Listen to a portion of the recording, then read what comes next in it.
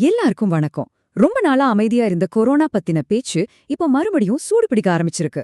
ஒரு புது அலை வரப்போகுதான்னு நம்ம எல்லாருடைய மனசுலயும் ஒரு கேள்வி வர ஆரம்பிச்சிருக்கு. வாங்க இத பத்தி நாம இன்னும் டீட்டெயிலா பார்க்கலாம்.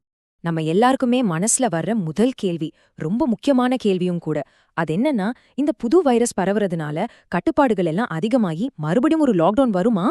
ஆமாங்க, அது உண்மைதான். கொஞ்ச வருஷமா கொரோனா பாதிப்பெல்லாம் குறைஞ்சு நாம கொஞ்சம் நிம்மதியா இருந்தோம் இல்லையா?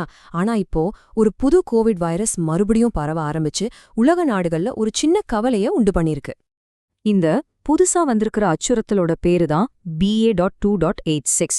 இது ஒரு சயின்டிஃபிக் பேரா இருந்தாலும் இதோட தாக்கம் உலகம் பூரா ரொம்ப வேகமா பரவிட்டு இருக்குங்கிறது தான் நம்ம முக்கியமா கவனிக்க வேண்டிய விஷயம். சரி வாங்க, இந்த புது வேரியண்ட்டை பத்தி இன்னும் கொஞ்சம் ஆழமா பார்க்கலாம். ஏன் எக்ஸ்பர்ட்ஸ் எல்லாரும் இத பத்தி இவ்ளோ பேசுறாங்க? அப்படி என்ன இருக்குதுல?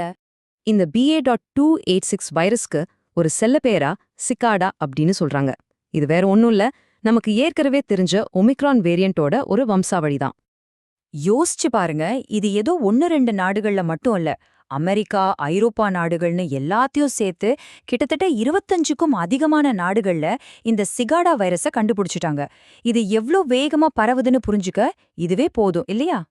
இதோட வேகத்தை கொஞ்சம் பாருங்களேன். நவம்பர் 2024ல தென்னாப்பிரிக்காவில ஆரம்பிச்சு வெறும் கொஞ்ச மாசத்திலேயே ஐரோப்பா, அமெரிக்கான்னு பரவி இன்னைக்கு நிலைமையில 25க்கும் அதிகமான நாடுகள்ல இது பரவியிருக்கு. சரி, இந்த சிகாடா ஏன் இவ்வளவு பெரிய கவலையை உண்டாக்குது?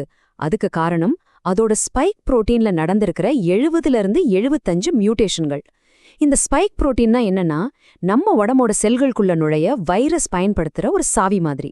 இப்போ இத்தனை மாற்றங்கள் இருக்கிறதுனால இந்த புது சாவி ரொம்ப வேகமா வேலை செய்யுதுன்னு வச்சுக்கோங்களேன். அப்போ இந்த 70-75 மியூட்டேஷன்னால என்ன ஆகும்? சிம்பிளா சொல்லணும்னா, நமக்கு முன்னாடி வந்த தொற்றுனாலேயோ இல்ல நாம போட்ட தடுப்பூசினாலேயோ கிடைச்ச நோய் எதிர்ப்பு சக்தி இருக்கு இல்லையா, அந்த பாதுகாப்பு கவசத்தை எல்லாம் இந்த வைரஸ் சுலபமா ஏமாத்திட்டு உடம்புக்குள்ள நுழையறதுக்கு வாய்ப்பு ரொம்ப அதிகம்னு நிபுணர்கள் எச்சரிக்கிறாங்க. சரி, அடுத்ததா ஒரு ரொம்பவே முக்கியமான விஷயத்துக்கு வருவோம். ஒருவேளை நமக்கு இந்த தொற்று வந்தா அதோட அறிகுறிகள்லாம் எப்படி இருக்கும்னு தெரிஞ்சு வச்சுக்கிறது ரொம்பவே முக்கியம். இப்ப நீங்க பாத்தீங்கன்னா காய்ச்சல், இருமல், தொண்டை வலி, உடம்பு வலின்னு இந்த அறிகுறிகள் எல்லாம் பார்க்க சாதாரண சளி, காய்ச்சல் மாதிரி தான் இருக்கு. இதனால நமக்கு ஒரு குழப்பம் வர வாய்ப்பு இருக்கு. அதனால உங்களுக்கு ஏதாவது சந்தேகம் வந்தா தயவு செஞ்சு தாமதிக்காம உடனே டெஸ்ட் எடுத்து பார்க்கறது தான் புத்திசாலித்தனம். சரி, இவ்ளோ விஷயங்கள் தெரிஞ்சுக்கிட்டோம். இப்போ நம்மையும் நம்மள சுத்தி இருக்கிறவங்களையும் இந்த வைரஸ் கிட்ட இருந்து எப்படி பாதுகாத்துக்கிறதுன்னு ஒரு கேள்வி வருது இல்லையா?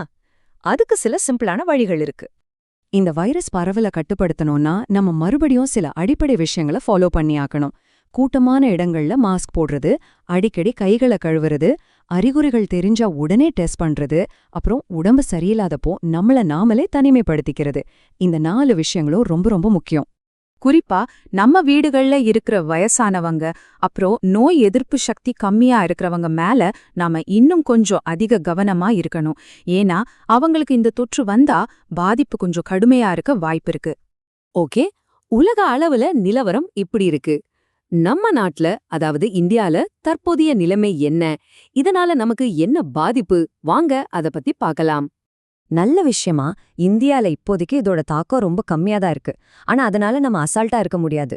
ஏன்னா வெளிநாடுகள்ல இருந்து வர பயணிகள் மூலமா இந்த வைரஸ் இங்க பரவறதுக்கு சான்ஸ் ரொம்பவே அதிகம். நல்ல வேளையா நம்ம அரசாங்கமும் இதை உணர்ந்து சில தடுப்பு நடவடிக்கைகளை எடுத்திருக்காங்க. வெளிநாடுகளிலிருந்து வர்ற எல்லா பயணிகளையும் தீவிரமா கண்காணிச்சு அவங்களுக்கு வைரஸ் தொற்று இருக்கான்னு டெஸ்ட் பண்ண சொல்லி ஆர்டர் போட்டிருக்காங்க. இப்போ நம்ம பார்த்த இந்த எல்லா தகவல்களையும் வச்சு பார்க்கும்போது நம்ம முன்னாடி ஒரு முக்கியமான கேள்வி நிக்குது. ஒருவேளை இந்த தொற்று மறுபடியும் வேகமா பரவ ஆரம்பிச்சா அதை சந்திக்க தனிப்பட்ட முறையிலயும் சரி, ஒரு சமூகமாவும் சரி, நாம தயாரா இருக்கோமா? இது நம்ம ஒவ்வொருத்தரும் யோசிக்க வேண்டிய ஒரு விஷயம்.